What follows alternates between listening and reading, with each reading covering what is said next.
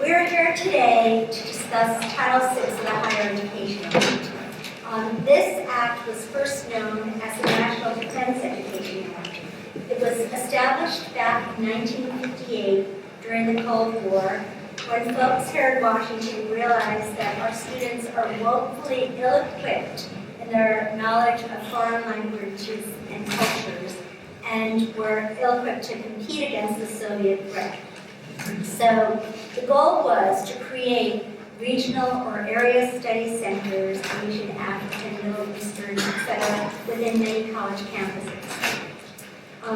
These centers were supposed to provide a cadre of highly trained graduates who would become specialists in their geographic areas. The legislative intent was to, quote, ensure that the national and security interests of our nation are being met, unquote. Despite this rather lofty goal, in 2000, which is the last survey I could find, only 3% of the VAs educated under Title VI of the Higher Education Act chose postgraduate careers in either the federal government or in the United States military. Despite the apparent failure of this program to achieve its original legislative intent, there is a robust area and regional studies industry within many of our nation's college campuses, which receives way upwards of $120 million of American taxpayer dollars each year. In 1978, the entire field of Middle Eastern studies had become revolutionized by the publication of Orientalism, a rather simplistic treatise by the late Edward Said, a professor of English and comparative literature at Columbia University. His treatise was post-colonialist, and he said that the study of the Middle East by anyone who is not a native of the region is bound to be prejudiced by deep-seated and systematic racism, which he dubbed Orientalism. Said described Orientalism as the ethical and intellectual equivalent of anti-Semitism. In other words, works by such scholars as Bernard Lewis or Ephraim Karsh would ipso facto be regarded as biased simply because they are not natives of the region or are not Arabs.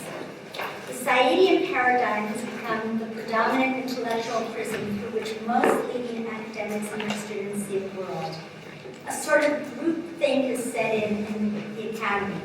Disciples of Seed have sprung up in universities nationwide, and these ideas have gone virtually unchallenged. It has been enhanced by the very popular post-colonial theory, arguing that the United States is the one colonial superpower that remains and is a successor to the European colonial powers.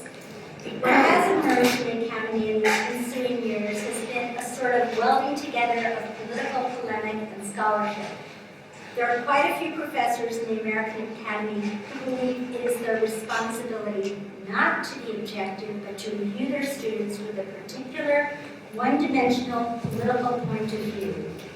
Oftentimes, political polemic has become a paltry substitute for a solid grounding of a good education in the region's native history, culture, and languages.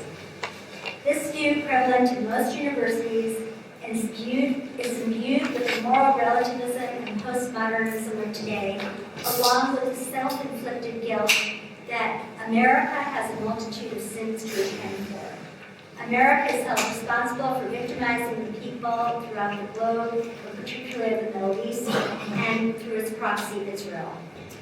The American Academy has been the longest held outpost of the radicalism of the 1960s.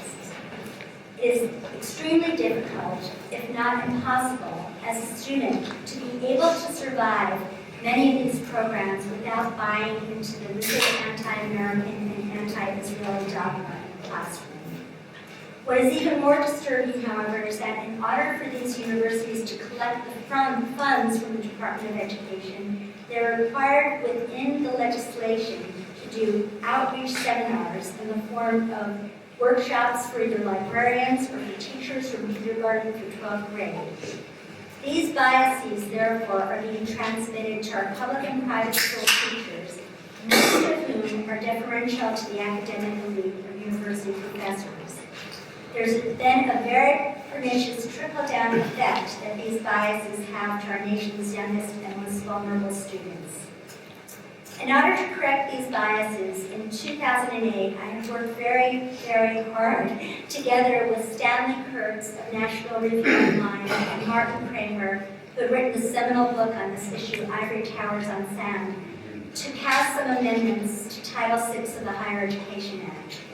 These amendments all passed and were included in the Higher Education Act of 2008.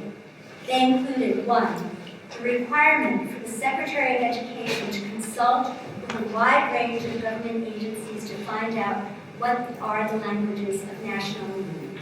2, a survey was to be conducted once every 2 years to find out what areas of employment the students who graduated from Title VI programs are entering.